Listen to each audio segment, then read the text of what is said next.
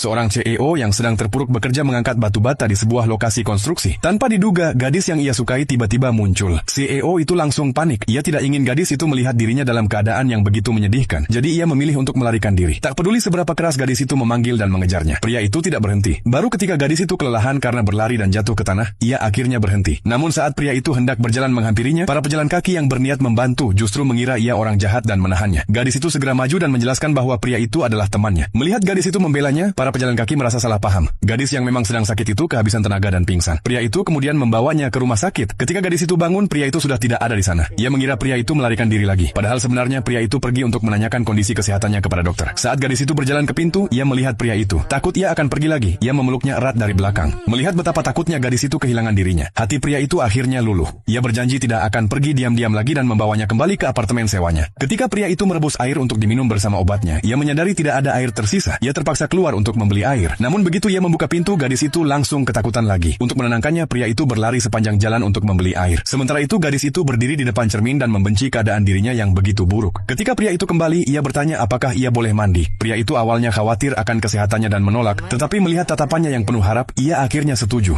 Ia lalu membersihkan kamar mandi sekali lagi. Gadis itu takut pria itu akan memanfaatkan kesempatan untuk pergi. Sebelum lama, pria itu selesai membersihkan kamar mandi dengan sangat rapi. Saat gadis itu hendak menutup pintu untuk mandi, ia masih merasa takut pria itu akan pergi. Jadi ia membuka pintu lagi dan menyuruhnya menunggu tepat di luar. Walaupun pria itu setuju, gadis itu tetap merasa tidak tenang. Saat mandi, ia terus memanggil namanya untuk memastikan ia masih di sana. Ia memanggil berkali-kali, dan setiap kali pria itu langsung menjawab. Akhirnya gadis itu merasa lega. Setelah mandi, pria itu hendak pergi. Tetapi gadis itu tiba-tiba menyuruhnya berbaring di tempat tidur. Pria itu benar-benar terkejut. Melihat sikapnya yang tegas, ia pun berbaring dengan hati-hati. Gadis itu mencoba menunjukkan perasaan sebenarnya. Tetapi pria itu tidak berani mengulurkan tangan. Ia takut tidak bisa memberinya kebahagiaan. Hal itu membuat gadis itu sangat marah, sehingga ia mengemas barang-barangnya dan pergi. Hati pria itu hancur, tetapi ketika gadis itu benar-benar masuk ke dalam mobil, ia menyesalinya. Ia benar-benar telah kehilangan dirinya. Ia tidak akan pernah memaafkan dirinya seumur hidupnya.